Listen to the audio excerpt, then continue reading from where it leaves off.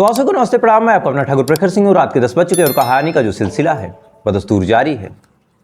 कलकत्ता वाले केस में जो पोस्टमार्टम रिपोर्ट आई है वो रिपोर्ट वास्तव में बता सकती है कि आखिर उस लड़के ने आखिरी के कुछ घंटों में कितनी दरिंदगी अपने साथ झेली और शायद कितने ही दर्द कितनी तकलीफ़ों को उसने बर्दाश्त किया। 11 मेजर पॉइंट है जो पोस्टमार्टम रिपोर्ट में हम लोगों को जानने चाहिए ताकि कम से कम हम लोग समझ सकें कि उस लड़की के साथ कितनी बर्बरता हुई। तो पहले तो जो रिपोर्ट आई उसमें कहा गया कि उस लड़की के साथ रेप हुआ है, यानी अब तक जो ये कहा जा रहा था कि उसने सुसाइड किया, ये बोल के केस को दबाने की भी कोशिश हुई, न जाने कितनी और चीज़ें हुई। अब उसमें क्लियर हो गया कि उस लड़की के साथ रेप हुआ है और रेप होने के साथ साथ उसके साथ जेनिटल टॉर्चर हुआ है। अब जेनिटल टॉर्चर का मतलब ये है कि उसके प्राइवेट पार्ट के साथ बहुत ही बर्बरता के साथ छेड़छाड़ हुई है। किसी ने बहुत ही दरिंदगी के साथ उसके प्राइवेट पार्ट को, उसकी वजाइना को टच किया है, जिस वजह से उसका जो इंटरनल पार्ट है वो पूरी तरह डैमेज है। दूसरी चीज़ ये है कि लड़की शायद अपने आप को बचाने के लिए, अपने आप को दूर करने के लिए उस हैवान से लड़ने झगड़ने संघर्ष की उसने जब कोशिशें की तो इस हैवान ने उसके सर को फर्श से बहुत बुरी तरीके से टकराया। इस वजह से सर के पिछले हिस्से में कुछ इंजरी है, कुछ चोट के निशान है, और ये जो चोट है और इनके जो निशान हैं वो काफ़ी गहरे हैं। यानी लड़की को शुरुआत में इस कदर फर्श से लड़ाया गया जिस वजह से गर्दन और सर, इन दोनों जगहों पे पीछे गहरे निशान हैं। साथ ही गर्दन की जो हड्डी है उसके नीचे एडम एप्पल जिसे कहा जाता है, उस इलाके को भी, उस गर्दन के यहाँ वाले हिस्से को तोड़ा गया और उस पर बहुत प्रेशर के साथ वार किया गया। उंगली में चोट के निशान है, वो भी गहरी निशान। शायद उस लड़की ने संघर्ष करने की, पंजे मारने की कोशिश की होगी, उस टाइम उंगली पे भी चोट लगी। होठों पे निशान, एड़ियों तक पे निशान और पैर पे निशान। और ये निशान का मतलब ये छोटे मोटे नहीं, ये बड़े बड़े चोट के निशान हैं। छोटे मोटों को मैंने स्किप कर दिया कि जब इतने बड़े बड़े हैं तो उनको बताने की क्या जरूरत। ये गहरे घाव ऐसे थे जिस वजह से उस लड़की की मौत हो गई। यानी टॉर्चर इस कदर पैर पे और बाकी शरीर के अंगों पे चोट के निशान लगे जिस वजह से उस लड़की की मौत हो गई, यानी जानलेवा निशान। साथ ही जो आरोपी है उसने कहा कि मुझे फांसी दे दी जाए, उसने खुद अपने बयान में कहा, और मैंने बहुत बड़ा अपराध किया है। साथ ही जब उसके मोबाइल को चेक किया गया तो उसमें ढेर सारे ब्रूटल प्राउन वीडियो और बहुत सारी ऐसी चीज़ें थी। खैर देखते हैं क्या होता है, लेकिन इतनी चीज़ें अभी तक निकल के सामने आई, मुझे लगा आपसे शेयर जरूर करना चाहिए। अब आते हैं दूसरी खबर की तरफ, और ये खबर अपने आप में बहुत हैरान करने वाली खबर है, क्योंकि ये खबर किसी छोटे मोटे इंसान से नहीं बल्कि एक बेहद रसूखदार इंसान से, जिसको एक टाइम में कहा गया कि कन्नौज का मुख्यमंत्री है, जिसके ऊपर हाथ रख दे वो विधायक बन जाए, जिसके ऊपर हाथ रख दे वो सांसद बन जाए। एक ऐसा शख्स, उसके ऊपर एक आरोप। आपको याद होगा कि कुछ टाइम पहले, अभी बस 10 दिन पहले की बात है, उत्तर प्रदेश के अयोध्या में जो अवधेश प्रसाद हैं, अयोध्या के सांसद, उनके जो करीबी हैं मोहित खान, उनके ऊपर आरोप लगा कि उन्होंने एक लड़की के साथ रेप किया। वो मोहित और उसके साथ एक और उसका साथी, दोनों मिलकर एक 10-12 साल की लड़की को बार बार अपने बेकरी शॉप पे बुलाते रहे। बुलाने के बाद उसके साथ रेप किया।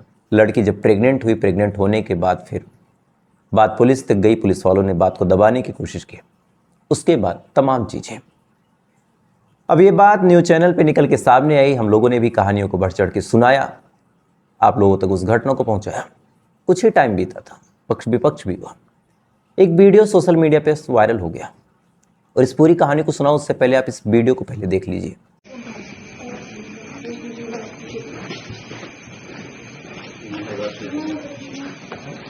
कहाँ पे थी, किस कमरे में? चल के देखो, कोई है वहाँ पे भी? तो यहाँ किस टाइम आई आप?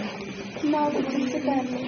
फिर जाने में लेट हो गया तो उन्होंने बोला यहाँ रुक जाओ, मॉर्निंग में चले जाना। कपड़े आपके? मैंने उतारे थे।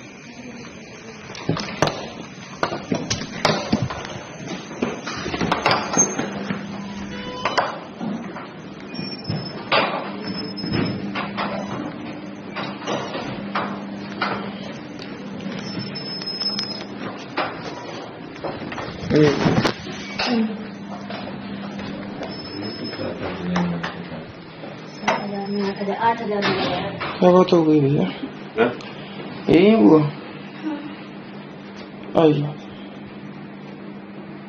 आइए, क्यों? ये कौन है आपकी? कट वो दो हैं? फोन फोन दो फोन अरे ये कौन है आपकी? फोन दो फोन दो इनको ले चलिए भाई।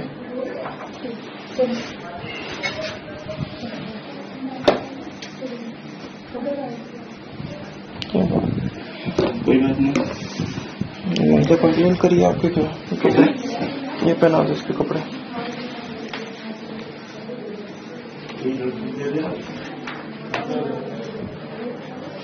उनको ले लीजिए महिला को कस्टडी में भी। हाँ चलो ये महिला को ले लेना कस्टडी में, ये नहीं जाएगी कहीं। यही करना है। दीवान जी बताओ वो लड़की को बुला, इसको कह दो चप्पल वप्पल अपने पहने, कपड़े पहना दो उसको।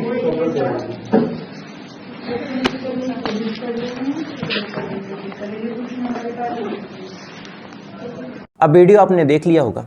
अब वीडियो में क्या हुआ वो आपको मैं डिटेल में समझाता हूँ और पूरी कहानी और पूरा जो आरोप है वो इसी वीडियो के इर्द गिर्द घूम रहा है। दरअसल इस कहानी की जो असल शुरुआत होती है वो होती है उत्तर प्रदेश के कन्नौज से। कन्नौज का रहने वाला एक पॉलिटिशियन जिसका नाम है नवाब सिंह यादव। नवाब सिंह यादव बेहद रसूखदार, एक बार वो ब्लॉक प्रमुख भी रहा, पिछले साल भी वो ब्लॉक प्रमुख रहा। कहा जाता है कि जब डिम्पल यादव सांसद थी तो उनका जो प्रतिनिधि था, यानी वो तो आती नहीं थी अपने इलाके में, तो ऐसे टाइम में जो उनकी पूरी सांसदी का कार्यभार देखना होता, अगर किसी को कोई बात कहनी होती, कोई सुनवाई करवानी होती, तो वो तमाम लोग नवाब सिंह यादव के ही पास जाते। कई सारी ऐसी तस्वीरें भी वायरल हुई जिसमें नवाब सिंह यादव को अखिलेश यादव के एकदम करीब खड़ा हुआ दिखाई दिया, वो भी ऐसे टाइम पे जब अखिलेश यादव उत्तर प्रदेश के मुख्यमंत्री थे। लोग ये भी कहते थे कि अगर किसी को अखिलेश यादव के कान में कोई बात डालनी हो तो आपको नवाब सिंह यादव से कहना होगा। आपने नवाब से कहा या फिर अखिलेश से कहा, बात बराबर है। तो एक ऐसा शख्स जिसकी ऐसी रसूख, ऐसा रुतबा, 2022 में ललन टॉप के बेहद मशहूर पत्रकार, आप सभी लोग जानते होंगे, सौरभ द्विवेदी, उन्होंने इंटरव्यू लिया था नवाब सिंह यादव का और उनसे जब पूछा था कि आप कौन हैं, आप अपने आप को कहाँ देखते हैं, तब नवाब सिंह ने कहा था कि मेरी जो कुंडली है उसमें पंडित ने बताया है मैं खुद कभी कुछ बन नहीं पाऊंगा, कभी विधायक या सांसद नहीं बन पाऊंगा, लेकिन कन्नौज में हमेशा ऐसा होगा कि जिसके ऊपर मैं हाथ रख दूंगा, जिसके ऊपर मैं अपना सपोर्ट दिखा दूंगा, वो सांसद, विधायक, ब्लॉक प्रमुख, प्रधान, बीडीसी, क्षेत्र पंचायत, कुछ भी बन सकता है। तमाम लोग जानते हैं नवाब सिंह यादव को, बड़े बड़े चैनल पहले भी उनका इंटरव्यू ले चुके हैं। जो कन्नौज है वहाँ के चुनाव में नवाब सिंह यादव का अच्छा खासा रसूख रहता है, अच्छा खासा इंटरफेयर रहता है, तमाम चीज़ें हैं। लेकिन फिर इस वीडियो की कहानी क्या है? तो वीडियो की जो असल शुरुआत होती है वो होती है एक फैमिली से। फैमिली में एक 15 साल की लड़की और साथ ही उसकी एक बुआ, दोनों की, अब लड़की की तो नहीं कह सकते क्योंकि लड़की लगभग 8 साल पहले काफ़ी छोटी रही होगी, लेकिन उस लड़की की जो बुआ थी वो नवाब सिंह यादव की काफ़ी करीबी थी। काफ़ी सालों से एक दूसरे को ये लोग जानते थे, एक दूसरे को ये लोग पहचानते थे। 11-12 तारीख की बात है, यानी 11 तारीख की शाम को बुआ अपनी भतीजी को लेकर लखनऊ गई थी। लखनऊ जाने के बाद लेट हो गया, आने के लिए उसके पास कोई साधन नहीं था। वहाँ से पहुँच जाती है नवाब सिंह के पास। नवाब सिंह का एक स्कूल है जिसे चौधरी चंदन सिंह महाविद्यालय कहते हैं, वहीं पे वो जाती है। जाने के बाद नवाब सिंह जब देखता है, चूँकि पुराना परिचय था, तो नवाब सिंह उस महिला का और उस बच्ची का स्वागत करता है। स्वागत करने के बाद दोनों बातचीत करते हैं। बातचीत करने के बाद चूँकि रात के लगभग 10-11 बज रहे थे, महिला कह रही थी कि चूँकि रात हो गई है, और नवाब सिंह को उसने फ़ोन भी किया था कि मुझे लेट हो रहा है, मैं कहाँ जाऊँ। तो नवाब सिंह ने कहा कि तुम आ जाओ, मैं तुम्हें अपनी गाड़ी से छुड़वा दूंगा। चूँकि पुराना परिचय था, पुराना संबंध था, काफ़ी एक दूसरे से जान पहचान थी। इतना कहने के बाद नवाब सिंह उस महिला को और उस बच्ची को अपने पास बुलाते हैं। अब बातचीत शुरू होती है। लड़की को पहली बार नवाब सिंह यादव देखते हैं। नवाब सिंह पूछते हैं कि ये कौन है। वो महिला बताती है कि मेरी भतीजी है। उसके बाद फिर नवाब सिंह पूछते हैं कि क्या कर रही हो। लड़की कहती है कि बस तैयारी कर रही हूँ, कोई नौकरी मिल जाए। 15 साल की उम्र, नौकरी, रोज़गार, ये तमाम चीज़ें अब नई नई उसको सतानी शुरू हुई थी। इसी दौरान नवाब सिंह ने कहा कि मैं तुम्हें नौकरी दिलवा दूंगा, और वो भी गवर्नमेंट। अब ये बात जब वो लड़की सुनती है, सुनने के बाद काफ़ी खुश होती है। खुश होने के बाद पूछती है कि आप कहाँ नौकरी दिलवा देंगे। इस पे नवाब सिंह कहते हैं कि मैं तुम्हें मेडिकल कॉलेज में नौकरी दिलवा दूंगा। अब ये बात वो लड़की जब सुनती है, सुनने के बाद काफ़ी खुश हो जाती है कि भाई 15 साल की उम्र और गवर्नमेंट जॉब, वो भी मेडिकल कॉलेज में। सुनने से ही खुशी हो रही थी। अब तमाम बातचीत इधर चल ही रही थी। इसी दौरान जो बुआ थी, चूँकि वो काफ़ी थक गई थी, तो उसने नवाब सिंह से कहा कि यहाँ पे कहीं वॉशरूम है तो मुझे बता दीजिए, मैं जाऊँ हाथ पैर धुल लूँ और फ्रेश वगैरह हो लूँ, फेस वॉश कर लूँ, चूँकि काफ़ी थक गई हूँ, सफ़र किया पूरा दिन, गर्मी है, चिपचिपी है। तो ये तमाम चीज़ें जब वो बोलती है तो नवाब सिंह उसे बाथरूम का इशारा करते हैं और बताते हैं कि यहाँ पे वॉशरूम है, आप जाओ और हाथ पैर धुल लो। अब बुआ वॉशरूम में चली गई। इसी दौरान वहाँ पे वो लड़की है। अब नवाब सिंह कुछ देर तक तो शांत रहता है और फिर कहता है कि अच्छा तुम्हें नौकरी चाहिए तो क्या मेरे लिए भी कुछ करोगी? अब ये बात वो लड़की जब सुनती है तो कहती है कि क्या करना होगा। इसके बाद वो आदमी यानी नवाब सिंह, जो एक पॉलिटिशियन रहा है, जो एक ब्लॉक प्रमुख रह चुका है, वो उस 15 साल की बच्ची के प्राइवेट पार्ट पे हाथ रखता है, टच करने की कोशिश करता है। उसके बाद उसके ब्रेस्ट पे हाथ रखता है, उसको किस करने की कोशिश करता है। ये तमाम चीज़ें करते कराते लड़की मना करती है, विरोध करती है। उसके बावजूद उस लड़की का जो टॉप था वो नवाब सिंह यादव उतार देता है। अब टॉप उतर जाता है। इसी दौरान लड़की रोने लगती है, डर के भागने लगती है। नवाब को भी लगता है कि शायद लड़की नहीं कंफर्टेबल है और साथ ही ऐसा ना हो कि चीखने चिल्लाने लगे, 10 लोग इकट्ठे हो जाए। नवाब भी शांत हो जाता है। शांत होने के बाद लड़की जल्दी जल्दी अपना टॉप पहनती है। इतनी देर बाद फिर बुआ बाहर निकलती है, लड़की रोने लगती है। बुआ पूछती है क्या हुआ। इस पर वो लड़की बताती है कि जो नवाब हैं, जो ये अंकल हैं, उन्होंने मेरा टॉप उतारा। अब ये बात जब बुआ सुनती है तो बुआ की भी बात सुनिए। बुआ ने कहा कि ठीक है शांत हो जाओ। अब लड़की शांत नहीं होती, रोने लगती है। इस पे वो बुआ कहती है कि अच्छा ठीक है, लो मम्मी से बात कर लो। और लड़की बार बार जिद करती है कि मुझे मम्मा से बात करनी है। अब जब बात करने के लिए लड़की को फ़ोन मिलता है तो फ़ोन लेके बाहर आ जाती है। इधर जो बुआ है और जो नवाब सिंह है, दोनों आपस में बातचीत करते रहते हैं। लड़की फ़ौरन हिम्मत दिखाती है और हिम्मत दिखाते हुए 112 पे फ़ोन कर देती है, यानी जो डायल 112 है उस पर जैसे फ़ोन करती है, सामने से फ़ोन उठाते हैं। पुलिस वाले पूछते हैं क्या हुआ। फ़ौरन बताती है कि एक घर है और वहाँ पे मेरे साथ रेप करने की कोशिश हुई है। अब पुलिस वाले जब ये बात सुनते हैं, सुनने के बाद सन कि भैया ऐसे कैसे। लड़की से पूछा कहाँ। लड़की ने पूरा एड्रेस बताया कि मैं ऐसे ऐसे इस चौधरी चंदन सिंह महाविद्यालय के पास हूँ। अब पुलिस की जो 112 नंबर की गाड़ी है फ़ौरन वहाँ पहुँचती है।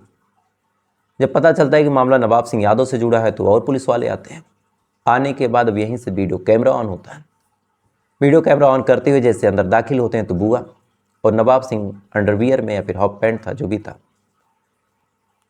उस हालत में थे। नवाब सिंह खुद आपत्तिजनक हालत में था। उसके बाद वहीं से नवाब सिंह यादव को गिरफ्तार किया जाता है। जो बुआ है उसे भी कस्टडी में लिया जाता है। इसके बाद अगले दिन फिर खबर निकल के सामने आती है कि नवाब सिंह यादव के ऊपर पॉक्सो एक्ट के तहत मुकदमा दर्ज हो गया।